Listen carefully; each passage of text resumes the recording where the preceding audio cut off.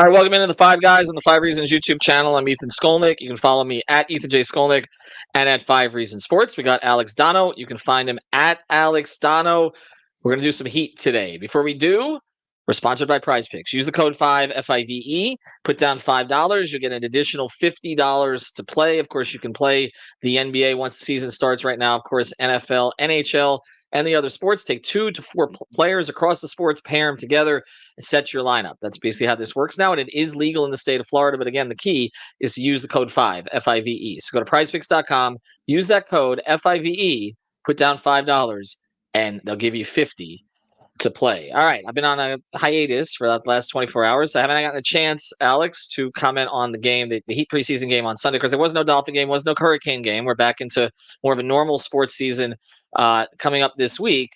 And what I was at the game, and the Heat unveiled their starting lineup, and it's funny because this lineup of Bam, there's a turtle, there's a starting lineup. Hey Chip, this starting lineup of Bam, Jovic, Butler, Herro, and Rozier.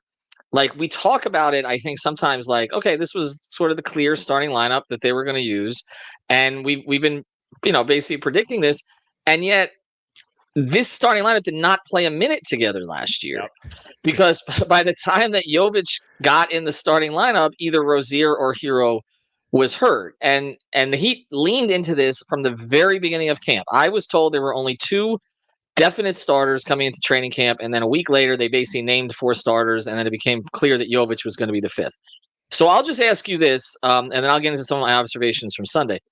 Do you like it on paper? I do, especially with the way Terry Rozier has been doing in preseason. I'm very encouraged. Of course, he was someone we didn't see a whole lot of in a Heat uniform last year with the injury situation. Obviously, we're fans of the known commodities like Bam and Jimmy. I've been a huge fan with the way that Jovic has been coming along. He gives you a lot of flexibility on the perimeter. And so, yeah, I'm and Tyler Herro, of course, I still think the best is yet to come potentially from Tyler. So I am a fan of the lineup, Ethan, but I always, with this stuff, when it comes to the Heat, I proceed with caution because we know there could be injuries. We've seen that rear its ugly head last year, especially. There could be tinkering. And then also with Spo, the starting lineups are not always the most important thing. It's the rotation, and sometimes the bench units are as critical, if not even more critical than the starters. But as a basketball fan, as someone who's jonesing for some actual, regular season Miami Heat basketball to be back, I like the idea that we have clarity on what that starting lineup is going to look like. And I like the mix together with those guys. And they seem to have some chemistry by the end of the game because, like you mentioned, when the game began, they had 0 minutes played together as a 5-player unit. So I'm encouraged by it. Yeah, and I think when you look at what it offers on offense, I think there should be encouragement for that. Although I will say, they ended up, I think, scoring 9 points in the first 8 minutes together. So, but it was more about process for me. Bam missed Jovic with a pass. Jimmy missed a dunk. Tyler missed a bunny. So you look at it and you're like, okay, the shots were there. The shot creation is there. And Jovic seems to understand how to play off of them, which is he's going to be more of a spot-up shooter. Now, you take Donut. I was just saying, hey, Donut. But when you look at what Jovic, his understanding of the game and how he has to fit around other players, he realized last year, and he talked about this on the podcast with us, he realized last year that he basically was going to be a spot-up shooter, and he did a very good job as that. Now, it does take away from some of his skill set because I don't know that they're going to run a ton of offense with him. But if you go onto Twitter, a guy, Gio Valdez, who may end up doing some work for us, he actually broke down some of the stuff they've done in this with Jovic in the starting lineup and with the ball in his hands. So maybe there is a little bit more to get to there. I think the big concern here, Alex, and it's an obvious concern, is defensively, and it really starts in the backcourt. And even watching Tyler, like, he made some off-ball plays. He had a block, he had a steal, but it's the 2 guys at the top. If they're not going to guard, their guy, their yard, it's very, I think, difficult with this lineup to be able to keep guys out of the paint because Jovic, as much as he improved defensively, it's mostly as a positional defender inside. You're already asking Bam to clean up so much, and you want Jimmy to be able to reserve some of his energy for the other end. He's definitely been reserving his energy in the games we've seen so far. But that would be my concern, Alex. And then I will get into the other ramification. This is where the bench goes. But Herro and Rozier is small for a starting backcourt in the modern NBA. It's not especially athletic. I mean, Tyler's wingspan is not what others maybe. Terry's is not bad. And there are just going to be some opponents that I think physically overpower them, and that is my concern about this lineup. They better score, because I do think there are going to be times they struggle to defend. Yeah, and it's ironic because this team obviously lacked a lot when it came to offensive execution last year. So it's like you seemingly fix that problem with this lineup, but you potentially create other problems when it comes defensively. I mean, I guess that in terms of figuring that out, obviously you mentioned certain length concerns with the backcourt. Like you can't just make Tyler and Rozier taller and longer. It doesn't work that way. But I feel like if you get some continuity with that lineup being able to play together a lot, and you don't have, so many moving parts with guys missing time and getting injured and stuff, that I think some continuity may help some of those defensive issues. Because I will go back to what you were saying about the offensive execution. I agree completely. The shots were being created, right? And so it's like some of them, you had missed bunnies, you had shots that weren't getting knocked down. I try not to micromanage that stuff too much in the preseason. You kind of look more at the flow of the offense and what's being created. You think, okay, on a normal night, we're going to hit more of those shots than we did. So I was encouraged by that aspect of it. But yeah, you bring up a valid point on the defense for sure. Yeah, and like you said, you can't just make them longer and more athletic, and that is the big problem here. And that again is why this won't be the closing lineup. I think that Yeah.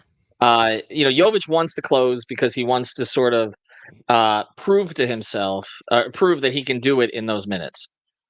But closing is not, I think, something he's going to be doing a lot of. And it's not because of him.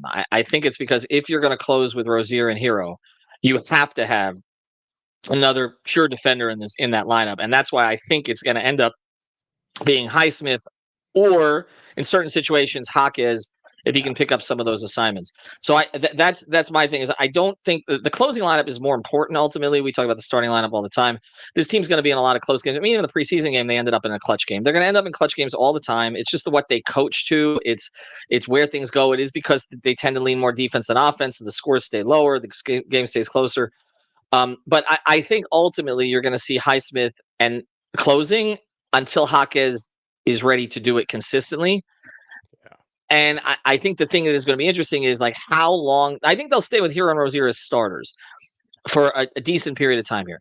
How long do they stay with them as closers? I do think there will be some games where Spo leans into somebody else with that group if those two guys are getting hunted down the stretch. I want to go to you after the break more on sort of how this lines up for the bench, and also how this lines up for other teams in the East. Before we do, though, I want to mention a great sponsor of the 5 Reasons Sports Network. We know that some of you in the state of Florida are still cleaning up from the hurricanes. We also know that there are always hurricanes coming here, other storms, etc. And that's why we mentioned Water Cleanup of Florida. You can find them at WCUFL.com. It's WCUFL.com, your one-stop water and mold cleanup shop from the very beginning of the process all the way through it. Of course, if normal circumstances, if you got a leak, you should reach out to them. But of course, if you end up with much more than that, they can rebuild for you after the fact. They'll do the water mitigation, the dry out, the remediation, and all that stuff. They got more than 100 5-star reviews on Google. Check them out at Water Cleanup of Florida, WCUFL.com. That's WCUFL.com. If you've got the schmutz, they got the guts. Now, starting lineup, Spo talks about layers, and this is one of the reasons that he doesn't necessarily, when a player is out, and as we know, Heat players are going to be out, he doesn't necessarily go to the next best player to put him in the lineup. He will try to keep the bench group intact, and I really think as I watch them, a lot of this and the setup of the starting lineup is because there is some chemistry between some of these players off the bench. Duncan and Jaquez have seemed to have normal chemistry from the beginning. I think it's both because they're smart players who Jaquez knows how to play off the ball, knows how to cut.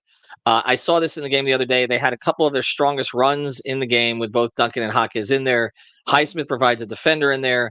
Love, I think, is the placeholder right now. But I'll tell you this, and I want to – Kel'el Ware is not going to play a lot right away. And I Oh, know you're going to anger the Heat fans. What are you doing, Ethan? I am, but like when you have a lane violation, you don't grab a rebound right in your hands, and then it was a missed free throw at the end of the game. Like this is again, I'm not arguing with the potential, and I do think it's there, but Right. I just know Spoelstra's history. He's going to trust Kevin Love and even Thomas Bryant, or even go small ball more than he's going to go play with Bam at the beginning of the season. It's just not going to happen a lot. But I think that what he likes about this second group, and we'll see if he plays 10 and if it's Burks or Drew Smith or Josh Richardson when he comes back. But I think what he likes about the second group is there's a lot of IQ in that group. So with Love, with Duncan, with Jaquez and Highsmith, I feel like he thinks he has sort of a core four that then can be blended with a starter coming off the bench, whether it's Rozier or Herro. And I'll just ask you this as we sort of we're going to be pulling to a close here fairly soon, but like as you look at this team, like when we talk about their options, it doesn't look like a bad team. No.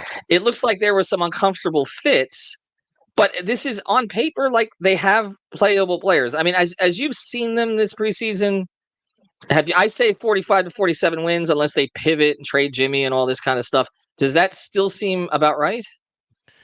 Yeah, I think that their absolute floor, assuming there's not catastrophic injuries, which I guess is possible for this team, but I think that their floor is probably low 40s, 41, 42 wins. So I see them probably being in that 44 because I think that they've got a pretty high floor, but they also have a pretty low ceiling. So I think it's going to be somewhere between like 41, 46 wins is kind of where I see this team without a great margin for error. But I like the lineup. I just think that, and someone pointed this out in the chat, Marlon, who said there's not enough consistent high level shot making on this team, or even shot creation. So this team, they're not an elite looking team in the East. They would have to go on a magical run, and Jimmy would have to turn back the clock a few years and become playoff Jimmy of a couple of years ago for them to make another deep postseason run. But I do think that it's going to be a team very strong with the fundamentals, and you've got some young pieces. You mentioned Jaime Jaquez being an important part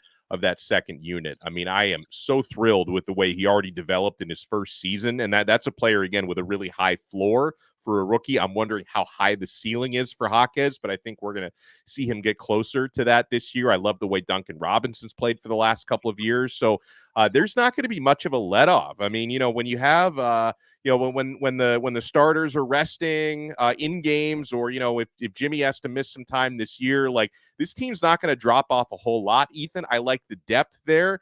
I just don't think it's like high level ceiling type of stuff, but I think this is going to be a gritty team, and it's going to be that kind of team, and it's kind of a trademark of Erik Spoelstra that no one's going to really want to face, especially not if you're going up against the Heat the second night of a back-to-back or something like that. So I think it's going to be a fun team to watch. I think it's going to be fun to see how certain young players develop, including Jovic, and however much we see of Kalel Ware this year, but I'm not rushing the guy out there. I want to see him develop the right way. So honestly, and maybe it's because the regular season is almost here, but like my excitement level for actually seeing this product on the court, it's higher right now than I thought it would be a couple of weeks ago. Maybe preseason has intensified that a little bit. Yeah, and that tends to happen, and I think we predicted that might happen. But I do agree with the comment that there are flaws, and the primary flaw is going to be offensive shot creation. I think that's correct. And what they're going to have to figure out, because we saw it a couple times with Rozier, where plays break down, he gets something done before the end of the shot clock. He gives them that ability, and that's why they acquired him. It wasn't necessarily to be a set everybody up point guard. He does some of that, but it was mostly to be able to create something out of nothing when that's necessary.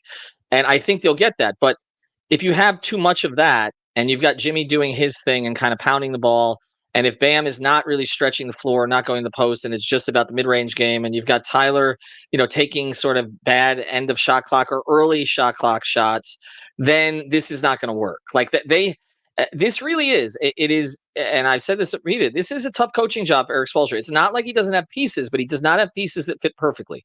They're going to have to figure that out. I do think they will win games on the strength of their bench. I think the fact that Duncan looks healthy, and I think Jaquez is coming. Like I think that there's enough there to work with the starters that I think there will be 11-4 runs when the bench comes in, and I think those can turn a game or at least get it back to a clutch game.